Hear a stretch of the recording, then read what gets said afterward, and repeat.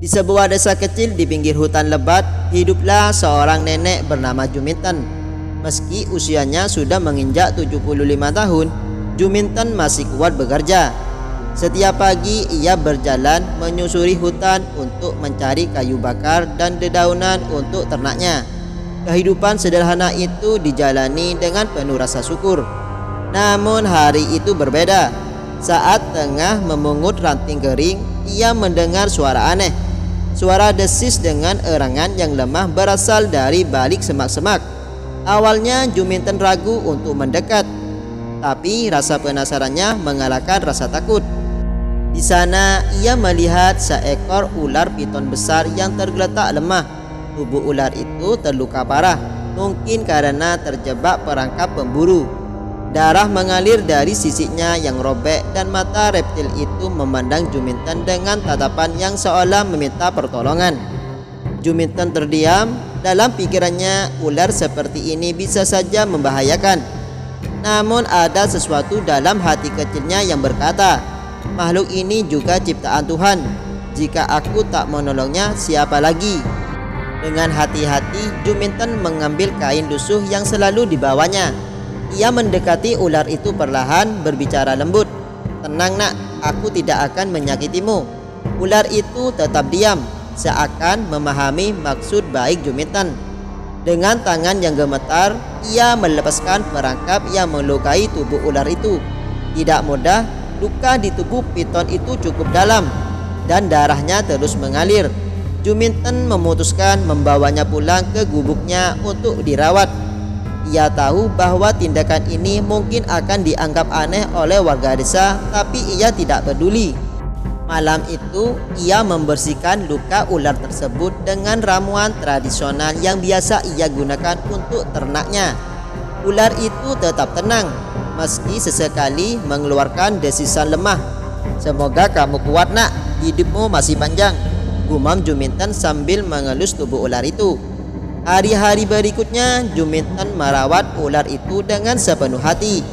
Ia memberinya makan, membersihkan luka, dan memastikan ular itu tetap hangat di malam hari. Perlahan ular piton itu mulai pulih. Tapi yang tidak disadari oleh Juminten, ular yang ia selamatkan bukanlah ular biasa. Ratu ular piton itu sedang berhutang budi pada seorang nenek sederhana yang berhati emas. Hari demi hari berlalu. Ular piton itu yang oleh nenek Juminten mulai dipanggil naga semakin pulih. Luka-lukanya mengering dan tubuhnya kembali kuat. Meski begitu, ada sesuatu yang aneh dengan naga. Sejak ular itu sembuh, hal-hal ganjil mulai terjadi di sekitar gubuk kecil Juminten. Tanaman di kebunnya yang biasanya layu karena musim kemarau tiba-tiba tumbuh subur. Pohon pisang di halamannya rumahnya berbuah lebat, padahal sebelumnya hampir mati. Bahkan ayam-ayam Juminten bertelur lebih banyak dari biasanya. Para tetangga yang melihatnya hanya menganggap ini kebetulan, tapi Juminten merasakan ada sesuatu yang berbeda. Suatu malam, ketika Juminten sedang berdoa di dekat perapian, ia mendengar suara berbisik. Suara itu lembut seperti datang dari angin yang berhembus pelan. "Terima kasih nenek," kata suara itu. Juminten terkejut memandang sekeliling. "Siapa itu? Apa aku hanya halusinasi?" gumamnya. Namun suara itu terdengar lagi. Kali ini lebih jelas. "Aku naga, ular yang kau selamatkan. Aku bukan ular biasa, tapi seorang ratu dari dunia bawah tanah. Aku berhutang nyawa padamu." Juminten membeku. Ia menatap naga yang sekarang berdiri tegak di depan perapian. Mata ular itu bersinar seperti bintang di malam hari. Meski merasa takut, Juminten tetap tenang. "Jika benar kau seorang ratu, kenapa bisa terjebak di perangkap pemburu?" tanyanya. Naga mendesah, suara terdengar lembut namun penuh wibawa. "Aku ditakdirkan untuk memimpin kerajaanku, tapi ada musuh yang iri pada kekuatanku. Mereka mengusirku ke dunia manusia dan membuatku terluka. Jika bukan karena kebaikanmu, aku mungkin tak akan bertahan." Juminten tak bisa berkata-kata. Ia tak pernah membayangkan makhluk yang ia rawat adalah ratu ular. Namun sebagai orang tua yang bijak, ia memilih untuk menerima kenyataan ini. Kamu tak perlu berterima kasih nak. Aku hanya melakukan apa yang menurutku benar. Mendengar itu, naga menundukkan kepalanya dengan hormat. Tapi aku tak bisa pergi begitu saja tanpa membalas budi. Mulai hari ini hidupmu akan berubah. Kebaikanmu akan berubah keberkahan yang tak pernah kau bayangkan. Setelah berkata demikian, naga perlahan merayap keluar dari gubuk menuju hutan. Sebelum menghilang, ia berkata, "Jika suatu hari kau membutuhkan bantuanku, panggillah namaku, aku akan datang untukmu." Setelah kepergian naga, kehidupan Juminten benar-benar berubah. Tanahnya yang gersang menjadi subur. Kehidupan yang semula penuh kesederhanaan kini dipenuhi keberkahan. Namun Juminten tetap rendah hati menjaga rahasia pertemuannya dengan Ratu Ular Piton. Namun cerita ini belum selesai, sebab cobaan besar menanti Juminten dan ia harus memutuskan apakah kebaikan yang ia lakukan selama ini akan tetap bertahan di tengah godaan dunia. Keajaiban yang terjadi di kehidupan Juminten mulai menarik perhatian warga desa.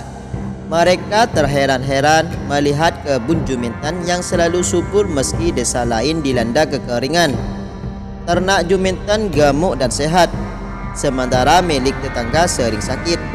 Pasti nenek itu menggunakan ilmu gaib, bisik seorang tetangga. Tidak mungkin semua itu terjadi tanpa bantuan roh halus, tambah yang lain. Desas-desus semakin meluas. Awalnya Juminten tidak peduli dengan omongan itu. Namun semakin lama gosip berubah menjadi tuduhan. Beberapa orang mulai mendatangi rumahnya untuk meminta bantuan yang aneh-aneh. Ada yang meminta pesugihan, ada yang ingin harta berlimpah, bahkan ada yang meminta kekuasaan. Juminten dengan sabar menjelaskan, "Aku tidak punya ilmu gaib, apalagi pesugihan. Semua ini hanya berkah dari Tuhan karena kita harus selalu berbuat baik." Namun tidak semua orang percaya. Suatu hari seorang pemuda bernama Ganda yang dikenal sebagai pemburu ular datang dengan niat buruk. Ganda pernah mendengar kabar samar bahwa Juminten menyelamatkan seekor ular besar. Ia curiga ular itu adalah sumber keajaiban di rumah nenek tua itu. Malam itu Ganda menyelinap ke halaman rumah Juminten sambil membawa parang. Ia yakin akan menemukan sesuatu yang bisa ia jual atau manfaatkan untuk kekayaannya. Namun yang ia temukan justru tidak terduga. Di tengah kebun ia melihat seekor ular besar naga yang tengah menjaga area itu. Mata naga bersinar tajam saat melihat Ganda mendekat dengan niat buruk. Sebelum Ganda sempat menyerang, naga berdesis keras, menggetarkan tanah di bawah kakinya. Ganda terjatuh dan berteriak ketakutan. Suara gaduh itu membangunkan Juminten. "Naga, berhenti!" teriak Juminten saat melihat ular itu siap menyerang Ganda. Naga menuruti perintah Juminten, tapi ia tetap menatap Ganda dengan penuh amarah. "Nenek, orang ini datang untuk mencelakai. Biarkan aku melindungimu." Juminten mendekati Ganda yang gemetar ketakutan. "Kamu tidak perlu takut. Aku tidak akan membiarkan naga menyakitimu meski niatmu buruk. Tapi ingatlah, kejahatan yang kamu lakukan hanya akan berbalik menyakiti dirimu sendiri." Ganda hanya bisa mengangguk. Ia melarikan diri tanpa berkata apa-apa, meninggalkan parang yang dibawanya. Setelah kejadian itu, Juminten menatap naga dengan penuh kasih. "Aku tahu kamu ingin melindungiku, tapi tidak dengan kekerasan naga. Kebaikan harus selalu dilakukan tanpa menyelakai yang lain." Naga menundukkan kepala, memahami kebijaksanaan sang nenek. "Kau memang luar biasa, nenek. Karena itu aku akan pergi untuk selamanya. Aku telah terlalu lama di sini dan kehadiranku hanya membuatmu terancam. Tapi aku akan selalu menjaga dari kejauhan. Jika kau memanggilku, aku akan datang." Juminten terdiam, hatinya berat melepas naga. Namun ia tahu keputusan itu yang terbaik. "Pergilah nak, jalani takdirmu sebagai ratu. Aku akan selalu berdoa untukmu."